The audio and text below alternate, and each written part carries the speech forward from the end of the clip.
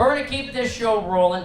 The next comic is one of Shalini's good friends, and she actually won the Grassroots Comedy Festival's Most Improved Comic of the Year. So let's give it up for Amanda Bobbitt!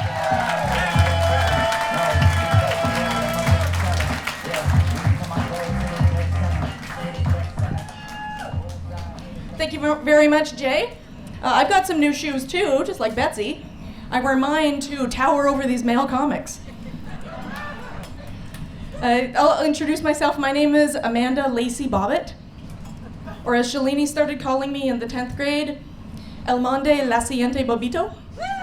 I don't remember where that name came from, but at that point in my life, a lot of kids have been asking, is my mom's name Lorraine? That lady's name was Lorena, and no. So I was just happy to get another nickname at that point. Thank you, Shalini. Shalini and I met in grade 6 when I first moved to Burlington, and we became friends a little bit later in high school. We had a lot of classes together. We did a lot of art classes, so many art classes, some business classes, English.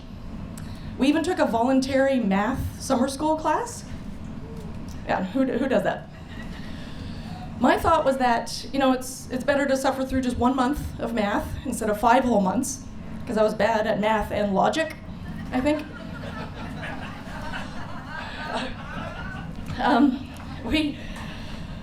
Our birthdays are a day apart in July, and July babies are never in school for their birthday. But we were in summer school that year, and she brought in a giant birthday card about that big for me. Signed it with all these wildly inappropriate inside jokes, and I then had to carry it around all day while everyone asked to see it. So that's fun. I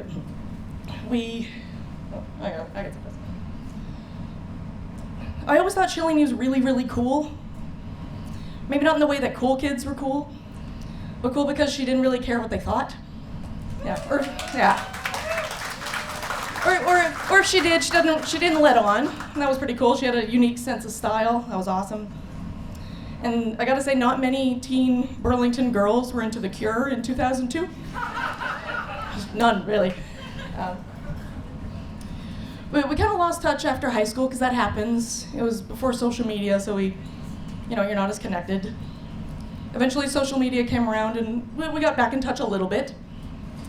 But what really brought us back together, her and I both independently started stand-up in our different cities around the same time. Her here in Hamilton, and me in the Niagara region. And when we found out we were each doing this, we became each other's biggest supporters. We would, we'd talk about our jokes, we'd share stories. I'd send her some videos. She even came to see me by surprise a few times. I saw her just once here at Levity, which was really cool.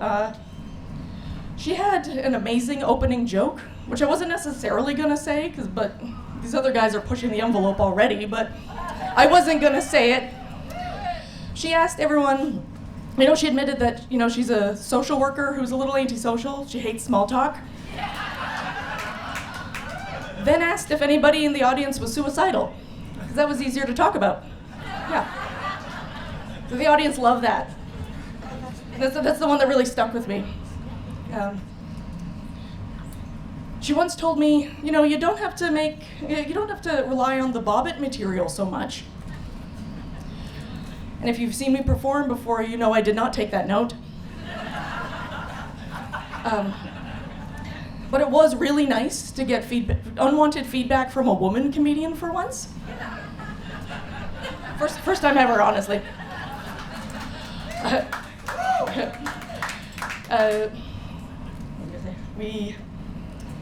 I've been learning how she was really good friends with a lot of the other Hamilton comics. She's a big supporter of them too. She really bonded over her other love with them, which is wrestling. Yeah, you all know. It's wrestling. I'm learning that the Venn diagram, though, of stand-up comics and wrestling fans is a near perfect circle. These dudes love wrestling. It's really weird. And, I admit, I liked wrestling too for a few years.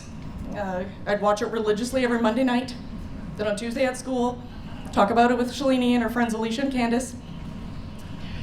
I think Shalini was watching it for legitimate reasons, like the artistry and the athleticism.